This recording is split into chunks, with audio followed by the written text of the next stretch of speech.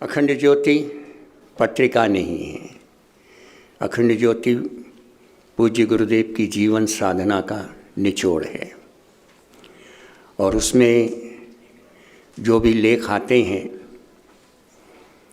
वो कोई कहानी नहीं है, वो कोई उपन्यास की तरीके से नहीं है।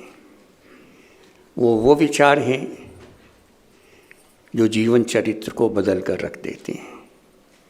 वो विचार हैं जो समस्त समस्याओं का समाधान देते हैं। वो विचार हैं जिससे मनुष्य का दृष्टिकोण बदल जाता है। वो विचार हैं जिससे मनुष्य के अंदर का देवत्व जाग कर खड़ा हो जाता है। यही अखंड ज्योति जब 1938 में परम पूज्य गुरुदेव ने शुरू करी तो पहले थोड़ी सी संख्या में निकलती थी। कुछ स्वतंत्रता संग्राम की परेशानियों के कारण 2 वर्ष के लिए बंद करना पड़ा। फिर 1940 से जो निकलना प्रारंभ हुई, आज तक अनवरत निकलती चली जा रही है। पहले 500 की संख्या में निकलती थी, हाथ के प्रेस से निकलती थी। गुरुदेव स्वयं बांटा करते थे, साइकिल पर ले जाकर। स्वयं डाक के द्वारा भेजने का कार्य गुरुदेव के द्वारा होता था। एक ही भाषा में निकलती थी, हिंदी में। धीरे धीरे समय बदला और समय के परिवर्तन के साथ आज ये लगभग 12 लाख से ज़्यादा की संख्या में प्रकाशित हो रही है। न केवल हिंदी में बल्कि गुजराती में, मराठी में, तेलुगु में, तमिल में, न जाने कितनी भाषाओं में ये प्रकाशित हो रही है। और ये पत्रिका अपने प्रकाश को जन जन तक पहुंचाकर नई क्रांति जनमानस के अंदर पैदा कर रही है।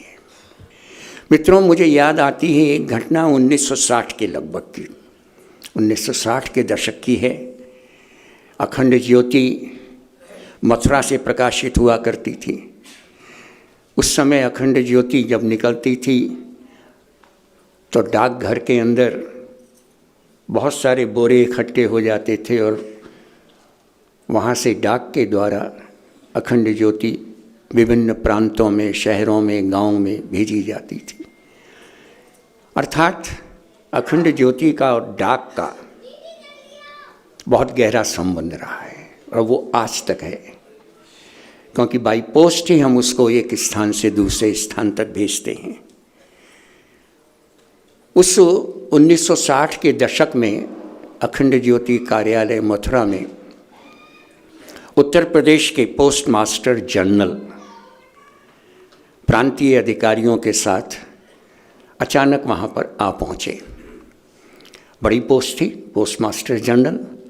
और पोस्ट मास्टर जनरल को देखकर सभी आश्चर्यचकित हो गए, ये कैसे आ गए।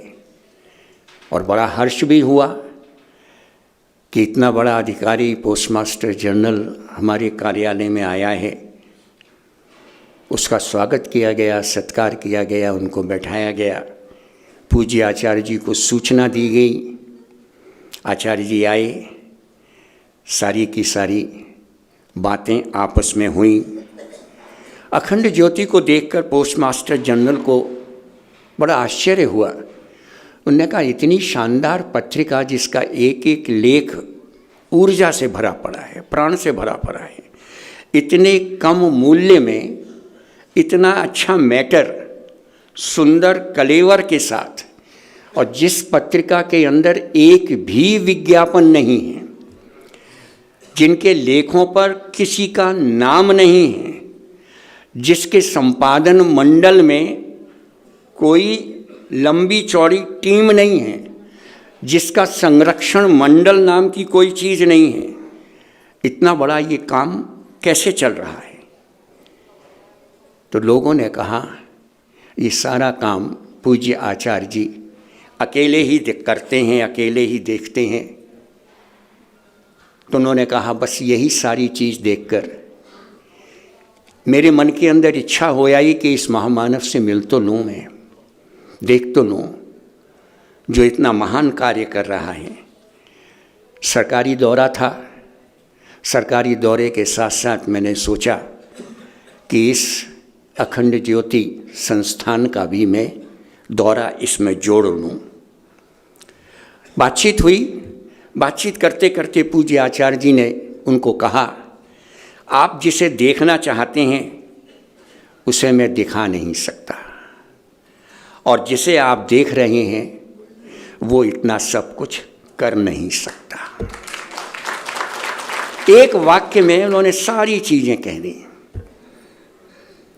कि अखंड ज्योति का इतना सुंदर कलेवर, इतने सुंदर प्राणवान लेख जो आप देख रहे हैं, पढ़ रहे हैं, इतने सस्ते दाम में, इतने कम दाम में ये पत्रिका आप देख रहे हैं, ये कोई देवी सत्ता का ही काम है, उसे मैं दिखा नहीं सकता।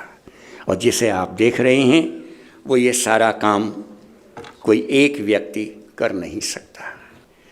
मित्रों, अखंड ज्योति पत्रिका एक ऐसी है कि परम पूज्य गुरुदेव जब इसको निकालते थे, उस समय की बात है, तब एक बार मुझे मालूम है परम पूज्य गुरुदेव ने अपनों से अपनी बात में लिखा था कि महंगाई बहुत बढ़ गई है, कागज़ का मूल्य बढ़ गया है, अखंड ज्योति पत्रिका को निकालना इतने मूल्य में संभव नहीं हो पा रहा है। इसलिए दो तरीके हैं, या तो पृष्ठों की संख्या कम कर दी जाए या इसका मूल्य बढ़ा दिया जाए। ये पाठकों के ऊपर है, वो अपनी राय हमको भेजें, क्या पृष्ठों की संख्या कम करना उचित रहेगा या मूल्य बढ़ाना उचित रहेगा। यानी जो कुछ भी निर्णय लिया गुरुदेव ने वो पाठकों से पूछ कर लिया। पाठकों ने कहा नहीं, पृष्ठों की संख्या कम नहीं करनी चाहिए, आप मूल्य बढ़ा दीजिए। मित्रों, आज अगर आप समाज के अंदर देखते हैं कोई भी मासिक पत्रिका अगर 60 पेज की भी है तो 30 पेज उसके विज्ञापनों से भरे रहते हैं, और वो भी इतने सस्ते मूल्य में आपको नहीं मिल सकती किसी भी कीमत पर। ये एकमात्र ऐसी पत्रिका है जो अपने जन्म से लेकर आज तक निरंतर उसी भाव से निकलती हुई चली जा रही है, जिसके प्रारंभ के पृष्ठ से लेकर अंतिम पृष्ठ तक कोई भी विज्ञापन आपको देखने को नहीं मिलेगा। यहाँ तक कि बड़े बड़े साहित्यकार एक चीज़ कहा करते थे, आचार्य जी ये पत्रिका आपकी थोड़े दिनों चलेगी फिर बाद में ठप हो जाएगी। क्यों? क्योंकि हमने देखा है अच्छी अच्छी पत्रिकाओं के बगैर विज्ञापन के पत्रिका चल नहीं सकती है, चल नहीं पाती है। लेकिन आचार्य जी मुस्कुरा कर कह देते थे, बेटा मेरी ये पत्रिका उन पत्रिकाओं जैसी नहीं है, ये पत्रिका वो है जो लोगों के अंदर प्राण फूंकती है, और इसीलिए ये पत्रिका अपने लगभग 80 वर्ष पूर्ण कर चुकी है और निरंतर निकलती हुई चली जाती है। मित्रों, मुझे एक दृष्टांत और याद आता है। बनारस हिंदू विश्वविद्यालय के अनुभव त्रिपाठी नाम का एक छात्र था, इंजीनियर का छात्र था, बड़े गरीब परिवार से था। एग्जामिनेशन का समय आया, फीस जमा करनी थी, फीस जमा करने के लिए पैसे नहीं थे। पिताजी को फ़ोन किया, पिताजी पैसे चाहिए, फीस जमा करनी है। पिताजी ने फ़ोन पर ही खरी खोटी सुना दी, उल्टी सीधी सुना दी। बड़ा परेशान हुआ, क्या करूं? ऐसे में नकारात्मक विचारों ने उसको घेर लिया।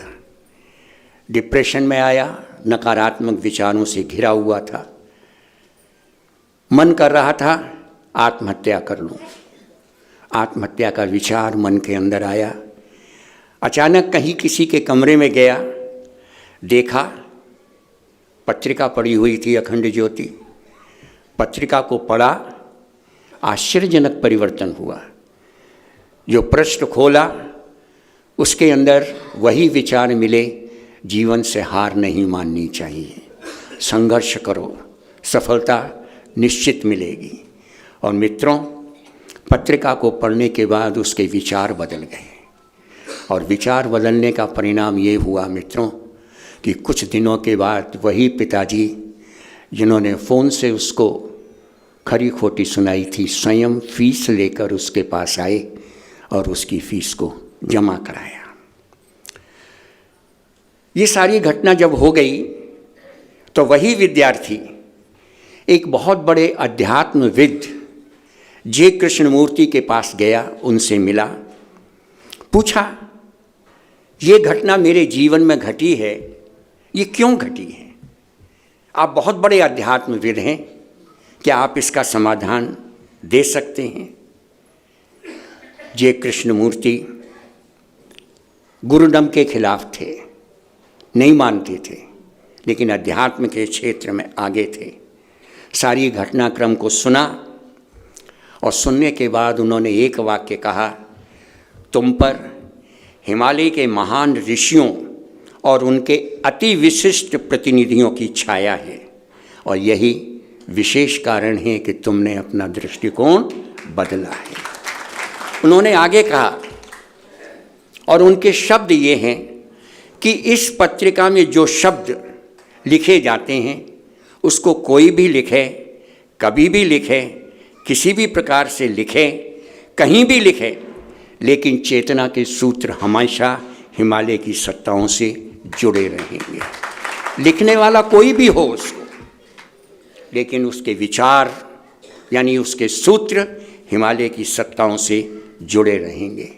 मित्रों, ये कोई साधारण पत्रिका नहीं है, ये वो पत्रिका है जिसको पढ़ने के बाद विचारों में हलचल होती है, हृदय में हलचल होती है, एक क्रांति समाज के अंदर करने का मन चाहता है।